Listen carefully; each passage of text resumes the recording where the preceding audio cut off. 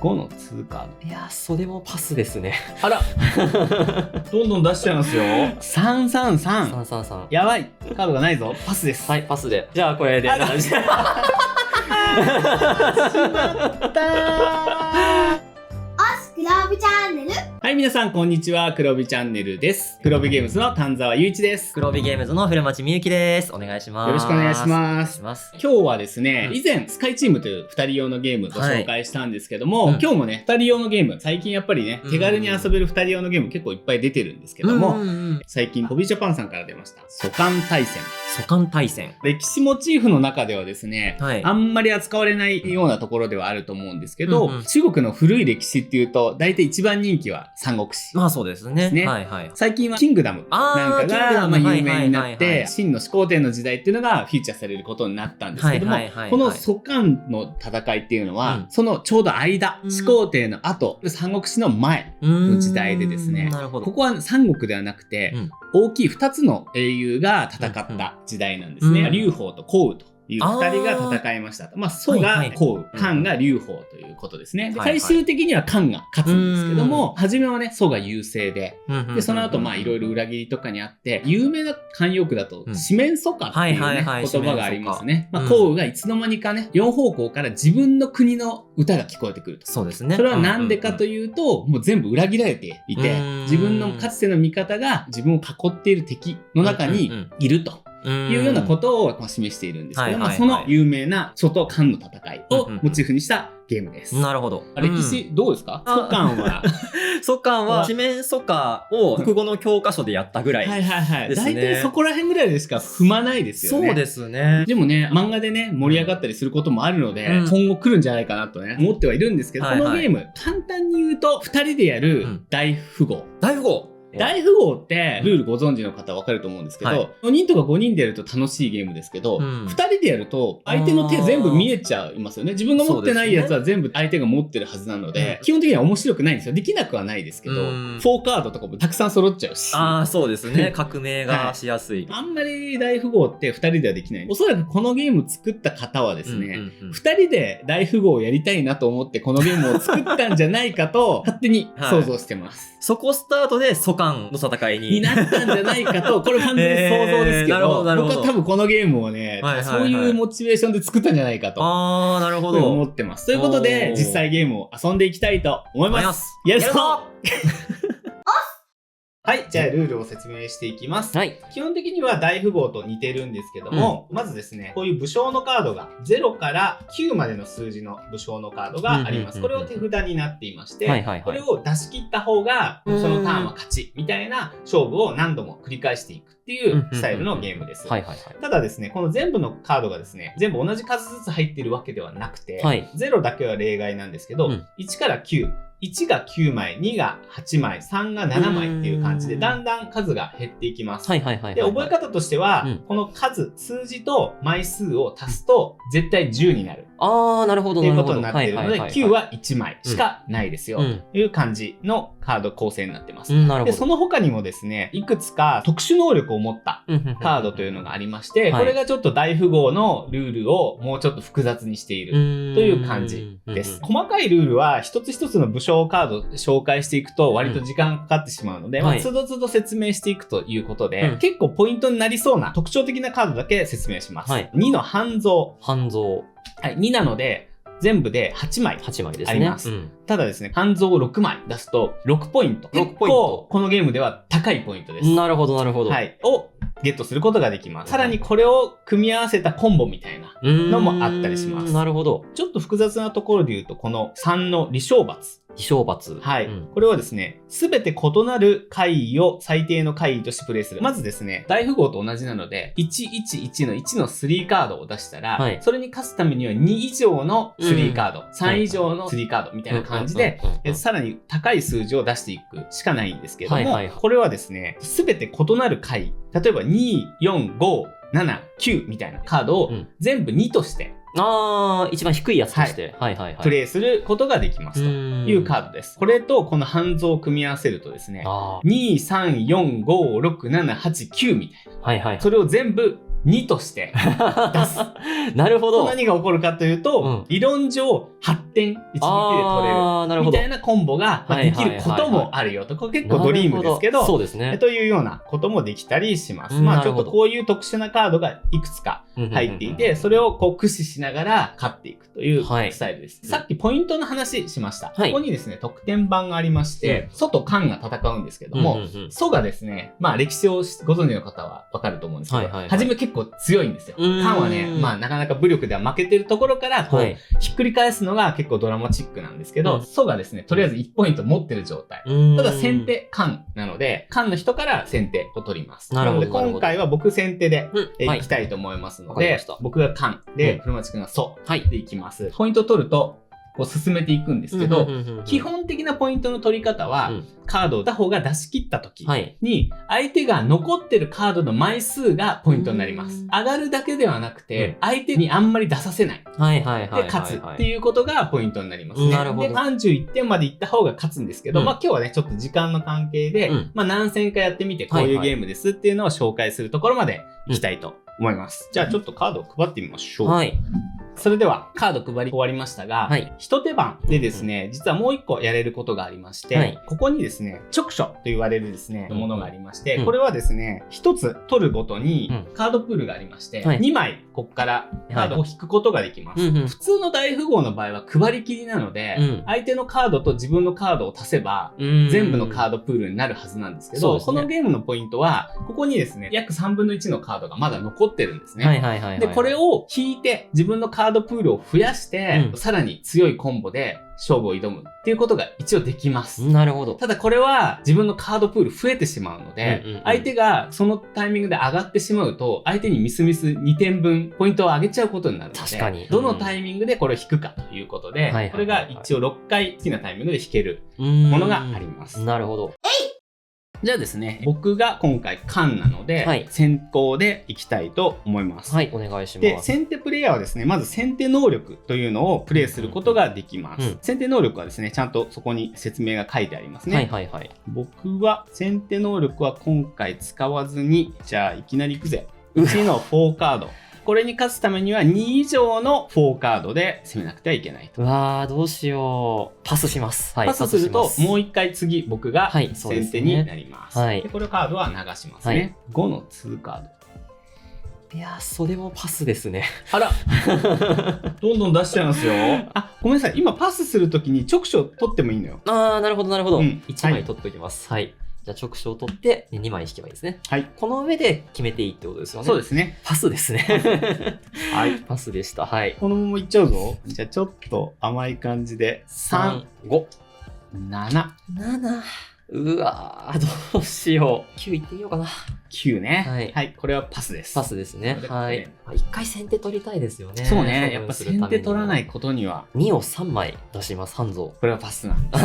パス。はい。もう一回僕先手ですね。じゃあこの先手は先手の効果が使えるんですよね。なので、この寄付かなの効果を使って上から4枚のカードを覗き見します。おー、はいはいはい。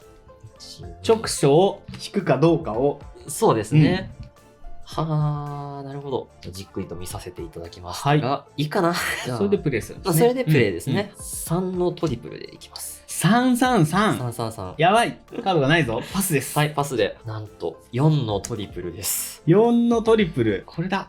はい。パスし以降、この相当の VP は獲得できるポイントが全部2倍になります。大丈夫ですか？工具を出しました。じゃあパスなんで流れますよね。そういうことですね。もうさすがに出ないだろう。6のトリプル。6のトリプル、有心がどれにでもなるんで、それはジョーカー扱いですね。有心っていうのはですね、傀儡の王様みたいな結構不幸な方だったので、どっちにも多分誘われれば傀儡なのでついてっちゃうっていうことなんじゃないかと思います。なるほど。いやー無理だ。では、これで流れて1ダブルでおしまいです。しまったーということで、今回はその古町くんの勝利ということで、ポイントとしては僕の1、2、3、4、5、6枚。自分が負けた時はこの直所使った分が相手のポイントになるんですけど、勝った時は直所何枚使っててもポイントにはなりませんので、6点。はい。で、上限が5ポイントとかそうですね。ポイントが1、2、3、4、5点なので6という感じなので、1回勝っても5ポイント。はいはいはい。っていうところに対して、2の6ポイントがどれだけでかいかというね。確かに。分かってもらえると思うんですけど、ちょっと1回出したいですね。ちょっとね、やりたいですね。1回狙っていきたいけど、今僕ちょっと狙おうかなと思ってたんですけど、2をいっぱい持ってたので、ただ狙おうとすると、当然相手が上がっちゃうと、自分のカードダブついてるので、相手にたくさん点数を献上してしまうという、ちょっと変わった大富豪っていう感じですね。いろいろと駆け引きがね、手札を膨らますことのリスクもあるし、でもそうすると大量得点獲得のチャンスだったりとか考えることがね、結構多いですね。これはということで。はい。16枚のやつが山札。はい、山札ですね。はい。負けてる方が先手になるという優しいルールになってますね。いいですね。まずね、把握してどういう作戦で出していくかを初め結構綿密に考えないと厳しい。作戦だいぶ大事ですね、このゲーム。大事。ちょっと厳しいな。強いカードがね、全部山に入ってるっていう可能性もあるので。そう、僕からいきます。はい。先手なので、先手カードを突然使います。上から4枚のカードを見ます。はい。先手のプレイヤーは直所この後取ることができるので、先手能力で4枚を見ます。はい、見てください。そうですか。戻します。はい。直所は使いません。使いませんか。はい。1の4カード。あるでしょう。4枚。強い。それは出せません。流れ。勝利罰を使って、1から出していきます。1、2、5、7。これで、はい。1の4カードとして出します。いやー、持ってる。2の4カードで。2の4カード。では、加工栄の効果を使います。パスして先手を取り、相手はプラス 3VP。パスはするんですが、僕に 3VP 献上してしまうやつですね。はい。場を流します。はい。流して先手を取る。先手を取ります。はい。1を単品で出します。1を単品、まあね、最後の方になるとそういうことをせざるを得ない。せざるを得なくなりますね。5。9で。9かー、9持ってたダメです。僕先手なんですが、先手の効果でカードを1枚捨てる。良きを捨てて、6をプレイして。強いじゃあ僕は1、2、3、4、5枚残しているので、はい、ソが、やばい、5点。いやー、ちょっとここから巻き返したいぞ。すごい、武器強いですね。一気に3枚なくなりました。そうだね。はい、なんか見た目地味なカードの気がするけど、後半役に立つね。余らせちゃったカードとか、意外と3とかの特殊能力持ってるやつでも、使いどこねえなみたいなやつ余らせちゃう時に捨てちゃえばいいっていうね。なんか TCG っぽいですね。確かにね。微妙な TCG っぽさと、大富豪っぽい感じと合わせ技で結構面白いですよね。そうですね。気持ちいいですね。コンボが決まった時。武将もあんまり馴染みないよね。全然わかんないですね。三国志は好きなので、加工とかよく知ってる名字は、名字はねあるんですけど。勝利罰は昔僕が初めて読んだ小説とかだと勝利舞って読んでたんですよね。そうなんですね。残舞の舞って覚えてたんだけど、この解説書に勝利罰って振ってあったから、本当と思って調べたら、昔はいくつかの文献では舞と言われることもあるって書いてあったので、一応勝利舞でも間違いではないけど、今なんか体制は勝利罰の方らしいので、そうなんですね。今回これをやることによってね、認識を改めたんですけど、じゃあ僕がね、まだ圧倒的に負けていますので、先手を取らせてもらいますよ。はい。初手チンペイからいくパターンでね。じゃあこちら4、3枚。4、3枚あんのパスなんですが、パスの前に直所もらうことできるよね。増えちゃうの怖いけど、序盤にやっとかないと、後半はちょっと怖すぎて、引いた上でパスです。はい、わかりました。1、3枚返しで。じゃあちょっと。それは持ってるんだ。いや、じゃあこれは普通にパスします。はい。2カードで。その上の5。これ使いどころなんじゃないですか？使いどころがある。法越で同じ回で対応するを使ってからの長領で対応。なるほど。強いかも。初めて使ったもんね。ちょっともったいないんですが、6、2枚でいきましょう。6、2枚あんの？ 6、2枚、はい。それはさすがに出せません。はい。パスです。ここで先手取れないのは痛い。2を2枚。いや、ここ逃すわけにいかないもん。6、2枚。6、2枚。9が2枚。まさか勝てないよ。有心が。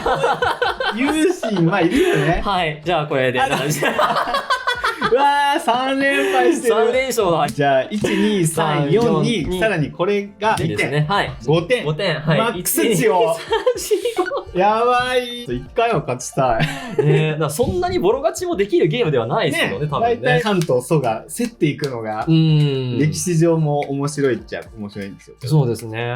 劉邦ってめちゃめちゃ武力が強いわけでもないし、頭の良さも、周りにすげえ頭がいいやつが集まってくれて、そのおかげでこう勝つみたいな。だからまあ人格者だったから項羽を裏切って劉邦の側につく人がいたみたいな描かれ方もするんだけど、ちょっと変わったヒーローなんですよね。どっちかっていうとやっぱ項羽の方が武将としても戦上手で、もう先陣切っていくようなタイプの将軍ってことですよね。直所引くなら早めだよな。後の方に行くほど引けなくなってくるし、3枚出し切った後に1引いたりすると悲惨なんですよね。そうなんだよね。初手で引くもあるよね。そうですね。全然ありそうですね。基本的には3が特殊カードが多いんだよね。3と6か。3を3枚とかね、出すのちょっともったいなかったですね。もったいない。なんか個別に出したい感じがするけど。じゃあ僕が先手です。寄付で見ときます。はい。お？悪くないのでは？直所。寄付強いなぁ。確定でね、変なの来ないからね。いつも1手番目はチンペイで言ってる気がしますが。出せないでパスですね。1、3枚が出せない2、3枚。どうだい？嫌な攻め方をしてくるな。じゃあこれ直所いっときましょうか。お、まだね、点数差にも余裕がありますし。1回取っときたいですね。じゃあ、5を3枚で。ちょっと待って。はい。パスです。2を2枚。5を2枚。じゃあ6、2枚。じゃあ3点献上して先手をもらう。おーなるほど。いや、この3点でかいっちゃでかいんだけど、しょうがない、ここは。先手で武器、カード1枚捨てる。からの4、3枚。いや、これも引いちゃおう。引いちゃいます。はい、直所で。なんとかしないといけない。どうだ？うわーパスです。よし。うわー。1枚ですね。6。これ特殊能力は使わないです。特殊能力なし。ただの6として。8。何かを蹴取ったかもしれないぞ。1、5枚。はい、ダメです。はい、ダメですね。ワンチャン直所か？ 4ダブル。無理です。無理ですよね。はい。7ダブル。無理です。で、残り2枚をどっちからいくか。いきます。9。ダメです。ダメだった。はい、じゃあ3出して終了です。8か。危ない。いや、8だっていけるかなと思ったんだけど、ちょっと甘かったな。そうですね。じゃあ2点です。うわー、全然勝てないぞ。いやー、すごいね。いや、なんか良かったですね。そう、丹沢さんが劉邦を持ってた時に返されちゃうんですよ、9に対して。そう、だからそれを警戒して8出したんですけど。6なんだけど、9に勝てる。そう。そっか、もうそこまで読む感じになってきたね。そうですね。いや、ハードプールを覚えてからが面白いよね。そうですね。何気にね、今最後に出したカードも余地だったので、丹沢さんが能力出してくる場合も一応考えて残して。そうか。そう。無効化できるやつね。そう。よし、1手目です。はい。再び9を。だったら1手番目に使う方がいいような気がしてきた。なるほど。あると思います。そのまま直所で2枚引きします。いやー、また増えちゃった。でも5枚以上は増えても一緒ですからね。手札のやつは。直所分が1ポイント増えちゃいますけど。そうね。そういう意味では直所確定で1点あげちゃうっていうのは結構重いっちゃ重いんだよね。いや、これはさすがに返せないでしょ。はい。1、5。すごいですね。新兵5枚です。いやー、それはきついな。じゃあ、パス。じゃあ、4、2枚の半回。5、2枚。じゃあ、対応飛ばし、相手は1。はい。じゃあ、1ポイントもらいます。対応飛ばすなので、パスじゃないので、自分の5-5に勝たないといけないですね。そうですね。これは、自分に勝てないので、これパスですね。はい。やった。関心が。関心だいぶかっこいいんだよな。関心ね、かっこいい。かっこいい。関心かなり人気あるから、このシリーズの中では。僕も聞いたことありますね、関心は。ただの3。シンプルに4。7きた。じゃあもうここ1回取っちゃおうかな。9。9は無理。はい。じゃあこれで。1、4枚。出せる？出せちゃう？2、4枚。あるの？加工へパスして先手を取る。相手は 3VP。これは一旦流して、丹沢さんに3ポイント与えて。貴重な3点。そして僕が先手です。で、2、3枚出すでしょ？はい、それはダメです。はい、ないですよね。こっからだなぁと思ったんですけど、またグキがいる。はい、これで6を捨てて7出して勝ちです。グキ強い。カードゲーム強いな。結構強かったんだけど。危ねえ、めちゃくちゃ強いじゃないですか、残り。危ねえ、危ねほぼ勝利を確信してたんだけどな。え。いやー、コンボ強いっすね、やっぱね。1、2、3。もうこれ31っていっちゃうじゃん。いっちゃう。これ一回も勝利しないままに。いや、絶対最後一矢報いるよ。本当の歴史だとリホが勝つんだから。そうですね。ここから四面楚歌よ。ここから四面楚歌よ。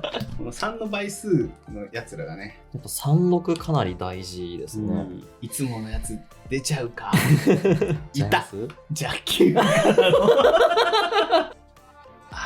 ほどね。いやー、微妙だけど、いただいとくせ。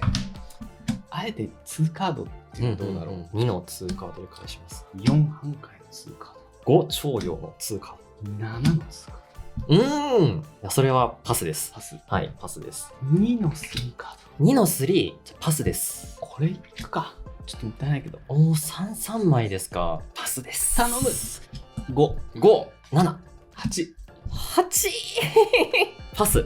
パス ?5。8。パスし、以降この、そう、1が。うわー、それで上がるんですか？やばい、それは。その上がり方強い。ので、はい。でも5点なのかな？倍にしちゃっても良さそうな気もしますけどね。そうだね。でも、それだとするとさっきのやつも5なんで。まあまあ、そうですね。それはそうなんですけど。僕が、じゃあ10。はい。4、5、6、7、8、9、10。うわー。マジね。もうあと1点だから。全敗だけは避けられた。いない。ついにいない。見ないで引くの怖いな。じゃあ。あー、なるほど。まあでも確かに引くなら最初なんですよね。1、4枚。僕も引きましょうかね。もうこっちはあと1点取ればいいんで。確かに。半分までしか言ってないもんな、俺。2を4枚。いや、これ無理だな。パスです。はい。寄付を使って上から4枚見ます。いや、優秀ですね。すごい。一番能力としてなんか活用されてる感じあるね。リスクとかが特にないので。はいはいはいはいはい。今回は引かなくていいかな。4、2枚。いいとこついてきますね。ないけど、いやもうここ負けてらんないからな。これ引くぜってから考える。4、2枚勝てないなんてことあります？ありました。はい。ありました。はい。1、2枚でいきます。僕2、2枚で2、2枚お願いします。僕2枚。全然ないんだよ。あれもう上がっちゃうじゃない？上がっちゃうかもしれないですよ。ここでさ、直所男らしすぎるでしょ。頑張る。8、2枚。おー、いきましたね。それはさすがに。9は2枚ないから。加工へパスして先手を取ります。ああ何点もらえるの？相手3点ですね。はい。よし、これで追い詰める。そうか、僕はだからその手のやつで1点も上げられないんだ。パス系のカードも封じられたってこと？あ、そうですね。パス系は出したら僕が上がっちゃいますからね。グキでカードを1枚捨てます。そして7、2枚。あと1枚？あと1枚。もうこれは俺はこれを引くぜ。今出せないなら。はい、出せません。はい、出せません。流れてラスト9、シエで勝ちです。今引いたカード。どうしようもない。今、一回先手取ったら多分言ってた。ああ、そうですね。さすがに3枚、4枚はね、こっち出せなかったんで、今回はその勝利です。ありがとうございます。その勝利でした。その勝利です。甲府の圧勝。はい。はい、というわけで、ルマチくんの圧勝で終わりましたが、甲府と劉邦、蘇韓対戦というゲームを遊んでまいりました。はい。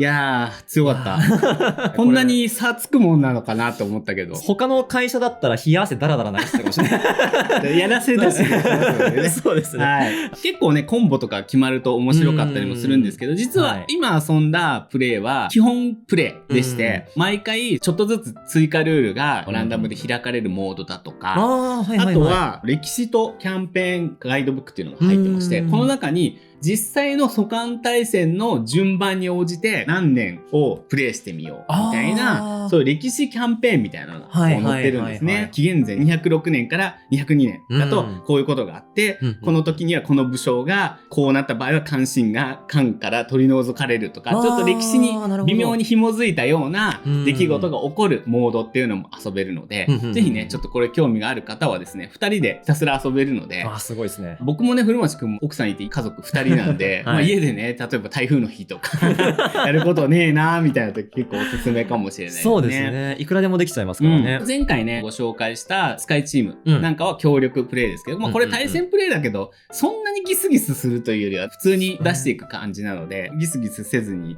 結構のんびり遊べるのかなと思いました。大富豪とプレイ感が似てるのもちょっとあるかもしれないですね。そうですね。軽い感じがします。